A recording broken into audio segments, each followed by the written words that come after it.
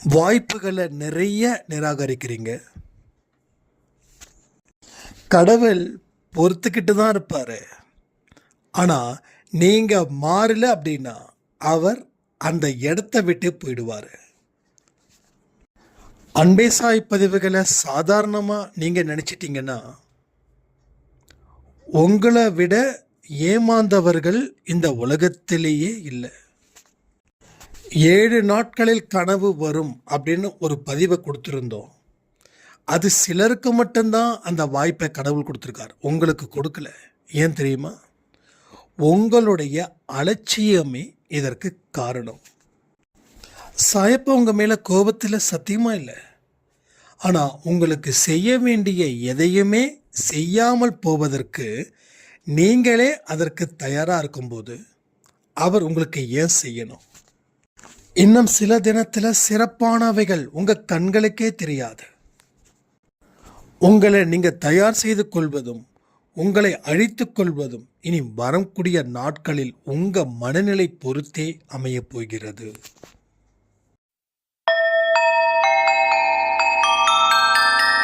ஓம் சாயிரா சாயிரா, ஓம் சாயிரா சாயிரா, ஓம் சாயிரா சாயிரா, அன்பே சாயிரா, பேரன்பே சாயிரா, அகிலம் தளிக்க ஆத்மா விழிக்க அனுதினம் சாயிரா, எங்கள் அன்பே சாயிரா.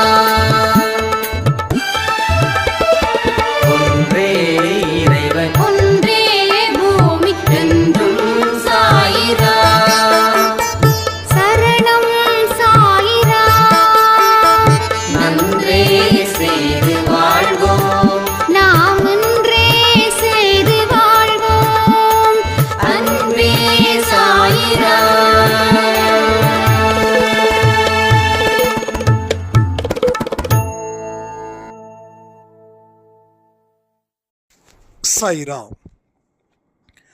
என் உயிரின் உயிரானவர்களே, நேத்து இரவு கொடுத்த ஒரு பதிவில் 7 நாட்களில் கனவு உங்களுக்கு வந்துடுச்சுன்னா உங்கள் துன்பத்தை சாயப்பா கொள்வார் அப்படின்னு ஒரு பதிவை போட்டிருந்தோம். ஆனால் அந்த பதிவுக்கும் அந்த டைட்டிலுக்கும் சம்மந்தம் இல்லை. ஏன்னா அதை பற்றி நான் பேசலை. எப்படி அவருடைய வார்த்தைகளை நான் பேசுகிறேனோ அதே போல தான் டைட்டிலும் அவர்கிட்டேருந்து வந்தது. கண்டென்ட் ஆக்சுவலாக நான் தான் அந்த நேற்று அந்த கண்டென்ட் கொடுத்தேன், ஆடியோவில் அந்த டைட்டில் கொடுத்தேன். அப்போ அந்த 7 நாட்களில் கனவு யாருக்கு வந்திருக்கும் அப்படின்னு பார்த்தா நம்மளுடைய விஷ்ணு சாய்க்கு அந்த கனவு வந்தது. எப்படிப்பட்ட கனவு அப்படின்னா, அவரோட தலையை சுற்றி நாகப்பாம்பு நிற்கிறது போல. இது அவருக்கே தெரியல. இதை நான் பார்க்குறேன், நாகப்பாம்பு இருக்குதுன்னா பாம்புலாம் இல்லையே, போய் சொல்லாதீங்க அப்படின்றாரு. நான் உடனே கண்ணாடியை காட்டுறேன், பார்த்தியா பாம்பு சுற்றிட்டு இருக்குது உன் கழுத்தில் அப்படின்னு. உடனே ஃபயர் சர்வீஸ்க்கு கால் பண்ணி அந்த பாம்பை பிடிக்கிறதுக்கு, இதில் கனவுல நடக்குது. கால் பண்ணால் அவங்க, சார் தலையில் சுற்றிட்டு இருக்கிற பாம்பை எடுக்க முடியாது, திடீர்னு கொத்திடுச்சுன்னா பிரச்சனை ஆகிடும் அப்படின்னு சொல்லி அவங்க சொல்கிறாங்க. நீங்கள் மாரியம்மன் கோயிலுக்கு போங்க, அங்கே ஏதாவது பண்ணுவாங்க, இது தெய்வத்தோடைய செயல் அப்படின்னு. அதே போல் அவரை கூப்பிட்டுட்டு காரில் போகிறோம், யாருக்கும் தெரியாமல் போகணுன்னு நினைக்கிறோம். அப்போ மாரியம்மன் கோயிலில் பயங்கரமான கூட்டம், ஃபெஸ்டிவல். அதாவது ஈரோடு மாரியம்மன் பற்றி சொல்லிட்டு இருக்கேன். ஏன்னா இப்போ திருவிழா ஸ்டார்ட் ஆகிருக்குது. அப்போ அந்த காரில் போகும்போது கரெக்டாக அந்த ஒரு சிக்னல் இருக்கும், ப்ரொஃப்ரோடு சிக்னல் ஒன்று இருக்கும். இந்த சிக்னலில் கார் நிற்கும்போது யாரோ ஒருத்தவங்க ஒரு வெளியில் இருக்கிறவங்க பார்த்துட்டு, எங்கள் அண்ணங்க தலையில் பாம்பு இருக்குது, பொம்மை பாம்பு தானே அப்படின்னு விஷ்ணுக்கிட்ட கேட்கும்போது, இல்லைப்பா நீ உண்மையான பாம்பு தான் இது அப்படின்னு சொன்னோடனே, என்ன ப்ரோ சொல்கிறீங்க அப்படின்னு சொன்னோன்னே அவர் ஃபோட்டோலாம் எடுத்து அதுக்கப்புறம் நேராக மாரியம்மன் கோயிலுக்கு போன உடனே இருக்கிற அத்தனை கூட்டமும் விலகுது இவரை பார்த்து. அத்தனை கூட்டமும் விலகுது. இதில் கடவுளை பார்த்தது கூட்டமும் விலகுது. அங்கே இருக்கிற பூசாரிக்கோ என்னங்க இது, என்ன ஒன்றும் புரியலையே அப்படின்னு. அதுக்கப்புறம் திரும்பவும் வந்து வேற இன்னொருத்தர்கிட்ட ஃபோன் பண்ணும்போது ஒரு சித்தர், அந்த சித்தர் எப்படி இருந்தாருன்னா வெள்ளை வேஷ்டி வெள்ளை சட்டை தலைப்பா, கிட்டத்தட்ட அந்த சித்தர் உருவத்தில் வந்தது யார் உங்களுக்கு புரிஞ்சிருக்கும், நம்ம சாயப்பா. வந்து இறங்கு இறங்கு அப்படின்னு சொல்லி கற்பூரம்லாம் காட்டும்போது அந்த நாகப்பாம்பு அவரை விட்டு விலகி போயிருக்கு. இந்த இறங்கு அப்படின்னு சொல்லும்போது சச்சரித்திரத்தில் தீ வந்து பயங்கரமாக எரியும். அப்போ வந்து சாய்ப்பா அதை அடக்குவார், இறங்கு கோபத்தில் சொல்லுவார் இறங்கு அப்படின்னு. அப்போ அந்த தீ அந்த இடத்துல இல்லாமல் போயிடும். அது போல இருந்தது அவருடைய கனவு. இப்போ சொல்லுங்க, அன்பே சாயில சொல்லக்கூடிய விஷயங்கள் எல்லாம் உங்கள் வாழ்க்கையில் நடக்குமா நடக்காதா? ஆனால் இதில் ஒரு பேட் லக் அப்படின்னா, நேற்று கொடுத்த ஆடியோ பெரிய அளவில் ரீச்சே ஆகலை. மொத்தமாக 800 பேருக்கு தான் அந்த பாக்கியம் கிடைச்சிருக்குது. நான் வியூஸை பார்த்து கவலைப்படுறவன் இல்லை. கடவுளுடைய சித்தம் இருக்கிறவங்க மட்டும்தான் சில பதிவுகளை முழுமையாக பார்க்க முடியும். அதுவும் அந்த நேரத்துக்கு பார்க்கணும். அந்த நேரத்தில் பார்க்கும்போது தான் ஒரு வைப் இருக்கும். அப்போது உங்கள் நேரம் பிரச்சனையா, இல்லை அதை விட முக்கியமான விஷயங்களை உங்கள் மனசு வேறு திசையை நோக்கி கொண்டு போகுதா? நீங்கள் பார்க்கலன்றதுக்காக நான் ஃபீல் பண்ணலை, நீங்கள் அப்படி நினைக்க வேண்டாம். ஏன்னா நான் அதையெல்லாம் தாண்டி வந்தாச்சு. நான் நேற்றோ முந்தா நேற்றோ சொன்னேன், வெற்றியை பற்றியும் தோல்வியை பற்றியும் எனக்கு எந்த விதத்திலையும் எந்த உணர்வு நிலையும் எனக்கு வரல. ஏன்னா நான் ஒரு களிமண், அவர் எப்படி என்னை பிடிக்கணுமோ அப்படி பிடிக்கட்டும்னு விட்டுட்டேன். ஆனால் என்னுடைய வேலைகளை என்னுடைய சேவைகளை நான் தினந்தோறும் செஞ்சுக்கிட்டு இருப்பேன். அதில் எந்த மாற்றமும் இல்லை. இன்னொரு விஷயம், என்னை பற்றி பெருமையாக பேசுகிறேன் அப்படின்னு சத்தியமாக யாரும் நினைக்க மாட்டீங்க நம்புகிறேன்.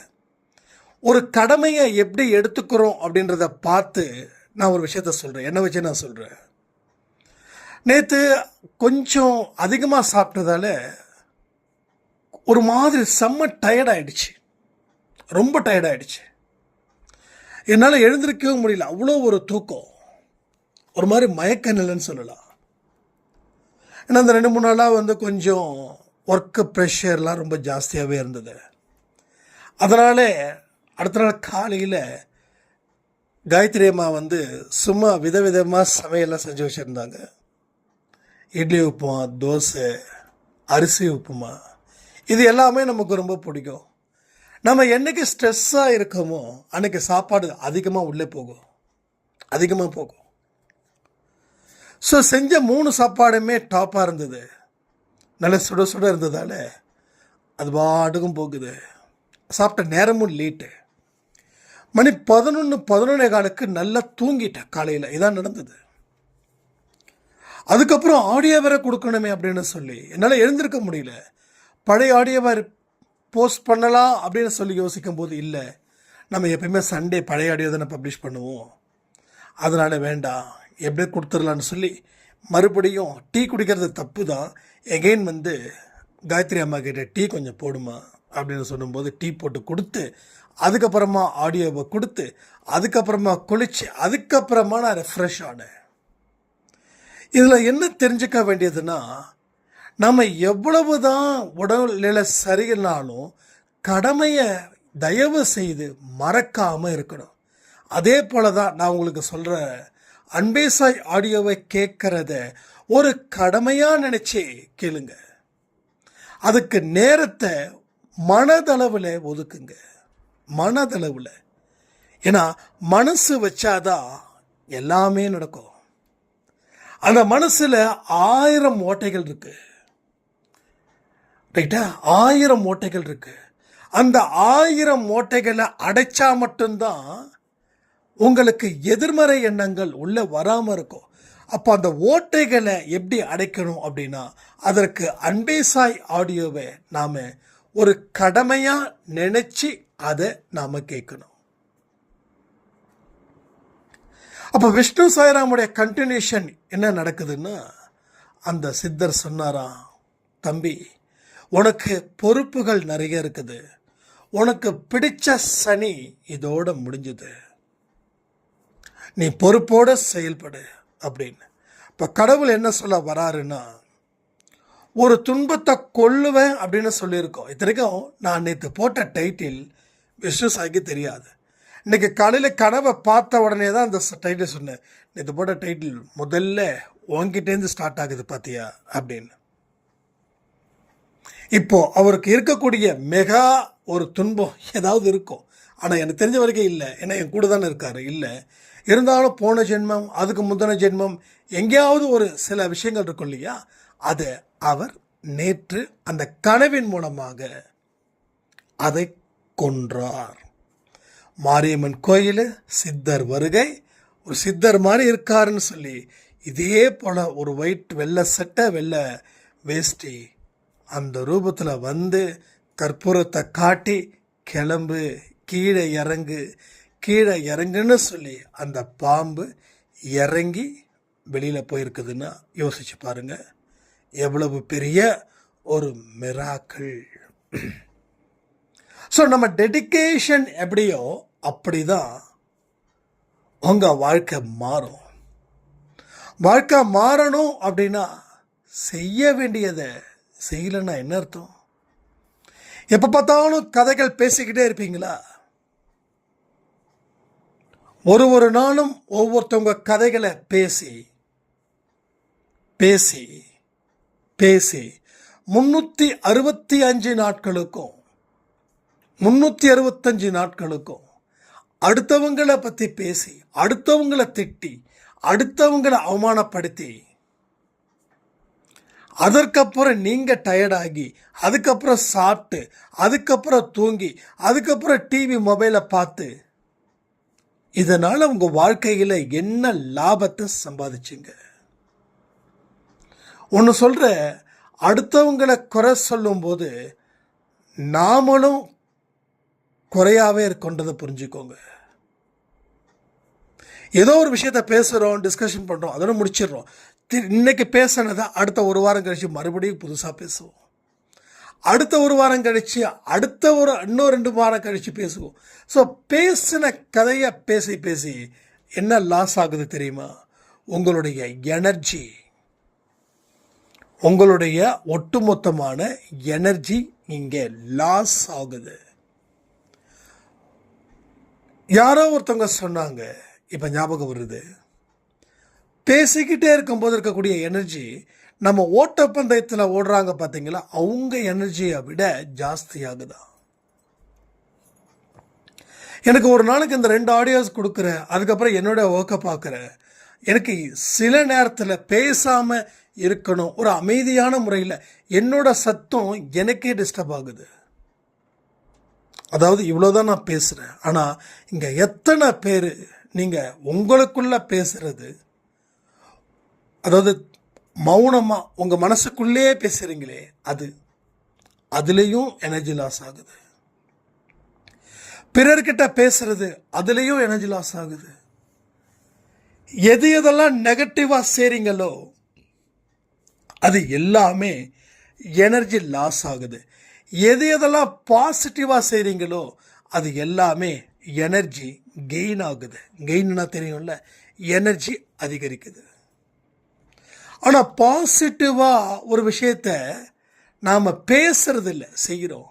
ஆனால் நெகட்டிவாக ஒரு விஷயத்தை செய்யறதில்ல, பேசுகிறோம். பாசிட்டிவாக நம்ம பேசுறது இல்லை, அதை செய்கிறோம். பட் நெகட்டிவாக பேசுகிறோம், ஆனால் செய்யலை. இப்போ பேச்சு செயலில் இல்லை, பேச்சு செயலில் இல்லை. செயல் இல்லாத அத்தனைக்கும் பேச்சு தேவைப்படுது. புரியுதா? நல்லா புரிஞ்சுக்கோங்க, தெளிவாக புரிஞ்சுக்கோங்க. அப்போ தான் அடுத்தது என்ன செய்யணுன்ற ஒரு விஷயமே உங்களுக்கு கிடைக்கும். நீங்கள் பேசிக்கிட்டே இருந்தா கடவுள் பேசுறதுக்கு எப்போ கேட்பீங்க? நீங்களும் இன்னொருத்தவங்களும் இருக்கீங்க, அவங்க உங்ககிட்ட பேச வந்திருக்காங்க. ஆனால் நீங்கள் பிறந்ததுல இருந்து இப்போ வரைக்கும் பேசிக்கிட்டே இருக்கீங்க. அவங்க ஒரு அரை மணி நேரத்தில் முக்கியமான ஒரு செய்தியை சொல்லி வந்திருக்காங்க. அந்த அரை மணி நேரம் முடிஞ்சது, அவங்க கிளம்பி போயிட்டாங்க. இப்போது அவங்க சொல்ல வந்த செய்தி உங்கள் வாழ்க்கையில் பலன் தந்திருக்கும். ஆனால் நீங்கள் அவங்கள பேச விடவே இல்லை. நீங்களா பேசுனீங்க. நீங்கள் யாருமே உங்களை பேச சொல்லலை, ஆனால் நீங்களா பேசுனீங்க. பேசிக்கிட்டே இருக்கீங்க, தொடர்ந்து. அப்போ பேசிக்கிட்டே இருப்பாங்க. அவங்க நிலைமை ஆபத்தில் இருக்குதுன்னு தெரியும், அவங்க நிலைமை ரொம்ப மோசமாக இருக்குதுன்னு தெரியும். ஆனால் யாராவது ஒருத்தவங்க ஃபோன் பண்ணிட்டாங்கன்னா அவங்க தனக்கு பெரிய ஒரு திறமைசாலியாகவும், தன்னை பெரிய ஒரு அதிகாரமிக்க ஒரு இடத்துல இருக்கிறது போலவும், தான் எல்லா இடத்துலையும் ஒதுங்கி இருப்பது போலவும் ஒரு பெரிய ஒரு பாவலா பண்ணுவாங்க. ஸோ இதனாலையும் வாழ்க்கையில் அழிவு நிச்சயம்னு தெரியல. இப்போ நான் ஒருத்தங்கிட்ட பேசுகிறேன்னு வச்சுக்கோங்களேன், என்னங்க நல்லா இருக்கீங்களா? ஓகே, நல்லா இருக்கும், சூப்பர், எப்படி போயிட்டுருக்கு? ஒரு 4 வார்த்தை நல்ல வார்த்தை சொல்லிட்டு சரி வச்சுட்டங்களா அப்படின்னும் போது மரியாதை. பட் அதை தாண்டி நானும் அப்படி இல்லை, நானும் இப்படி இல்லை, நானும் அப்படி, நானும் இப்படி, நானும் எதை பற்றி கண்டுக்கிறது இல்லை. ஆனால் இவங்க பயந்து செத்துட்டு இருப்பாங்க, நான் எதை பற்றி கண்டுக்கிறது இல்லை அப்படின்ற மாதிரி ஒரு வேஷம். ஸோ இதனாலேயும் எனர்ஜெட்டிக் ரொம்ப ரொம்ப ரொம்ப வீக் ஆகுது. ஸோ உங்கள் உடம்புல சத்து இல்லைன்னா என்ன பண்ணுவீங்க? செத்து போயிடுவீங்க. சத்து இல்லைன்னா செத்து போயிடும், அதானே? அப்போ சத்து குறையுதுன்னு ஒரு விழிப்புணர்வு இல்லாமல் தன்னை போல பேசிகிட்டு இருக்க நம்ம என்ன பைத்தியமா? நம்ம புத்திசாலி தானே, புத்திசாலின்னு நிரூபிக்க தானே இந்த பூமியில் பிறந்திருக்கோம், அதானே உண்மை. திரும்ப நம்ம பைத்தியம் இல்லை, நம்ம பைத்தியமாக நம்ம ப்ரூஃப் பண்ணிட்டு இருக்கோம் தொடர்ந்து தேவையில்லாத விஷயத்துக்கு பேசுறதால. அதனால தான் சொல்கிறேன், உங்கள் வாழ்க்கையில் எங்கே விட்டீங்க அப்படின்னா, நல்ல நேரத்தை நல்லதுக்கு பயன்படுத்தாமல் இருந்தீங்க பார்த்தீங்களா, அப்போவே எல்லாமே கெட்டு போயிடுச்சு, சுத்தமாக கெட்டு போயிடுச்சு. கெட்டு போகிற ஸ்டேஜில் இருந்தால் கூட கெட்டு போகாமல் அதை காப்பாற்றிக்க முடியும். ஆனால் முழுசாக கெட்டு போயிடுச்சு, இப்போ என்ன பண்ண முடியும்? ஒரே ஒரு எச்சரிக்கை மட்டும் சொல்கிறேன், நீங்கள் இன்னும் முழுசாக கெட்டு போகலை.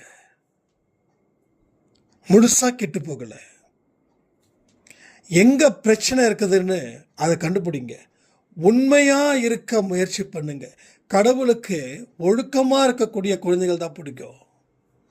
அந்த ஒழுக்கத்தை கடைபிடிச்சு உண்மை நிலை என்ன ஏதுன்னு தெரிஞ்சு அதன் மூலமாக ஒவ்வொரு செங்கலை வச்சு வீடு கட்டுறது போல எண்ணங்களை வச்சு ஒரு கோட்டை கட்டுங்க.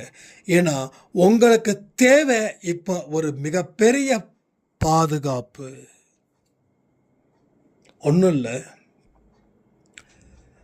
நேற்று வீட்டுக்கு ஒரு 9:30க்கு வீட்டுக்கு வரும்போது விஷ்ணு சாய்ராம் ஒரு இன்ஸ்டாகிராமில் ஒரு போஸ்ட்டை காட்டினார். அதில் என்னென்னா, ஒருத்தர் ஏதோ ஃபுட்டு மாதிரி ஒரு ஸ்வீட் விற்றுட்ருக்காரு, ஒரு கார்கிட்ட நின்று விற்றுக்கிட்டு இருக்காரு. அப்போ அந்த காருக்கு இருக்கக்கூடிய ஓனர் என்ன பண்ணுறாருன்னா, அவரை பிடிச்சி தள்ளி விடுறாரு. அவர் அப்படியே வானத்தை பார்க்குறாரு.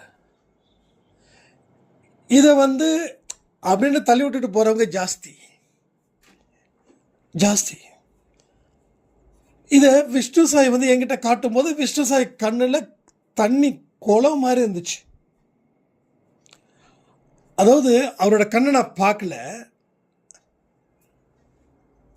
அப்போ அந்த சும்மா ஜஸ்ட்டு நான் ஸ்டேட்டஸில் வைக்கிறேன், அன்பே சாய் ஸ்டேட்டஸில் பாருங்கள். அதுக்கு அப்புறமா அவருடைய கண்ணில் இருந்து கண்ணீர் நின்றுச்சு, என்னுடைய கண்ணில் இருந்து கண்ணீர் பெருக்கெடுத்து ஓடிச்சு. நம்மளை ஒரு காலத்தில் மதித்து உக்காந்து நம்ம தேவைக்கு காசு கொடுத்தவன் நம்மளை கேவலமாக பேசும்போது இப்போ என்னடா செய்யறது அப்படின்னு ஒரு தாட் வரும்ல, அந்த தாட், அதாவது இந்த சம்பவம் ஒரு 2016-17 நடந்துச்சு. கிட்டத்தட்ட 10 வருஷம். ஆனால் இப்போ வரைக்கும் அந்த விஷயத்தை நான் மறக்கலை. கஷ்டப்படும் போது எந்த ஒரு விஷயத்தையும் மறக்கக்கூடாதுன்னு பெரியவங்க சொல்லுவாங்க. ஏன்னா அப்போ தான் உன் கடவுள் உன்னை எந்த இடத்துல உட்கார வச்சு அழகு பார்த்துருக்கிறார் அப்படின்னு. அப்போ தள்ளிட்டு போக முடியல, அதை உட்காந்து சிந்திச்சு நல்லா எழுதிட்டேன். கிட்டத்தட்ட 20 நிமிஷம் மிகப்பெரிய அழுக, கதறி அழுக. உடனே காயத்ரி அம்மாவும் விஷ்ணுவும் வந்து ரொம்ப ஃபீல் பண்ணி என்ன அதெல்லாம் திருப்பி ரிப்பீட் பண்ணும்போது ஒரு விஷயம் கூட மறக்கலை. கஷ்டப்பட்டதை மறக்கக்கூடாதுங்க. நம்ம எந்த இடத்துல இருந்தோம் அந்த இடத்த தயவு செய்து யாரும் மறந்துடாதீங்க. நீங்கள் மறந்துட்டீங்க அப்படின்னா நீங்கள் மனுஷனாகவே இல்லைன்னு அர்த்தம். ஏன் தெரியுமா?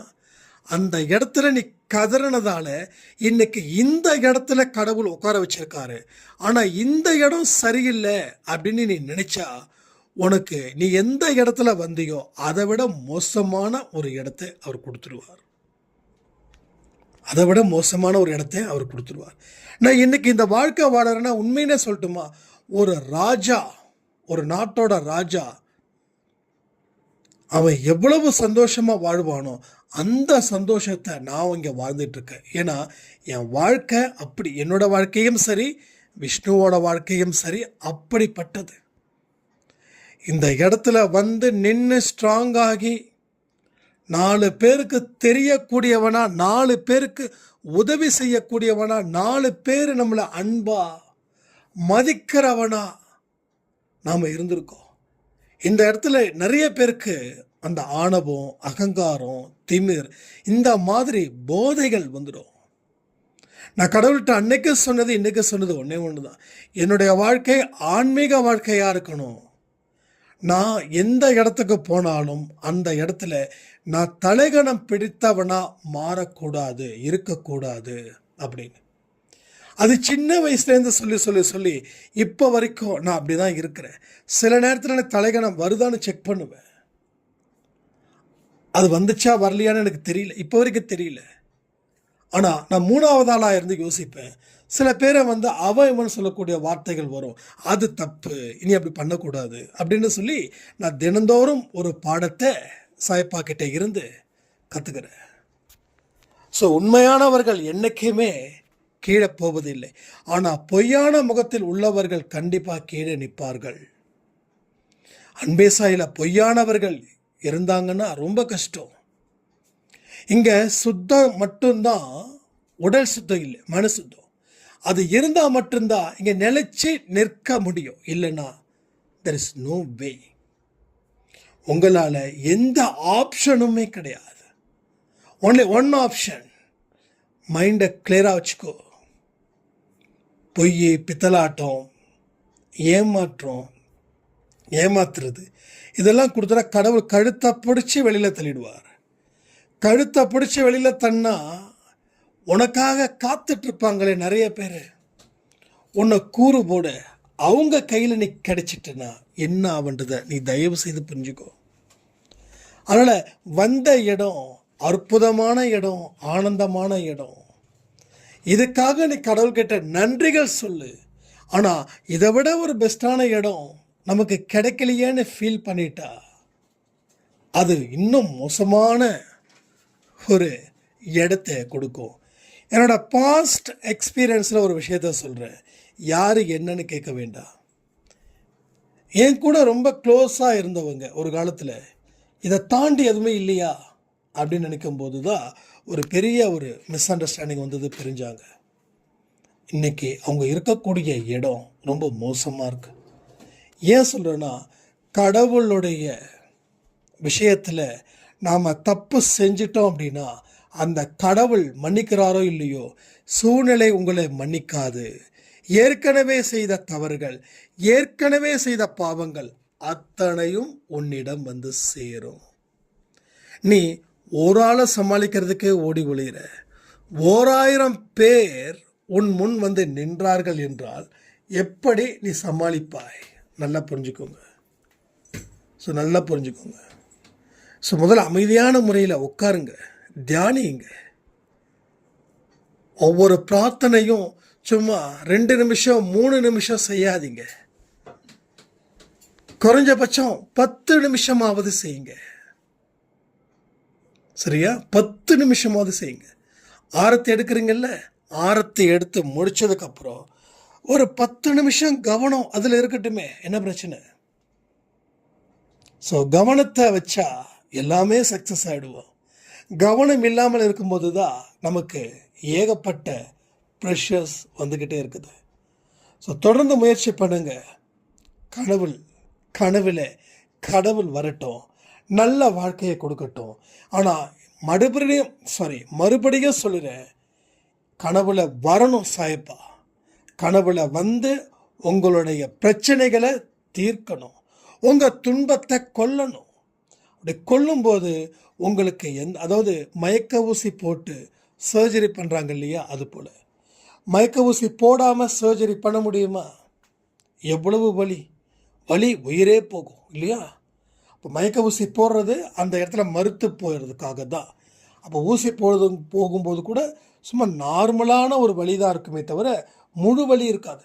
ஆனால் மயக்க ஊசி போடாமல் ஆப்ரேஷன் பண்ணால் எவ்வளவு வலியோ அதே போல தான் கனவுல வந்துட்டா அந்த வலி இல்லை. கனவுல வராமல் நேரடியாக நடந்துருச்சுன்னா வலி அதிகம். உண்மையிலே சொல்கிறேன், விஷ்ணு சாய்க்கு கனவுல வராமல் நேரடியாக அந்த பாம்பு சுற்றி இருந்தால் என்ன ஆயிருக்கும்? இதுதான் நல்லா புரிஞ்சுக்கோங்க. கடவுள் உங்கள் கூட இருக்கிற வரைக்கும் எவன் ஒருவனும் உன்னை எதிர்க்கக்கூட முடியாது. கடவுள் பலம் மிகப்பெரிய பலம் அப்படின்னு சொல்லி இந்த பதிவை நான் முடிக்கிறேன். ஜெய் சாய்ராம்.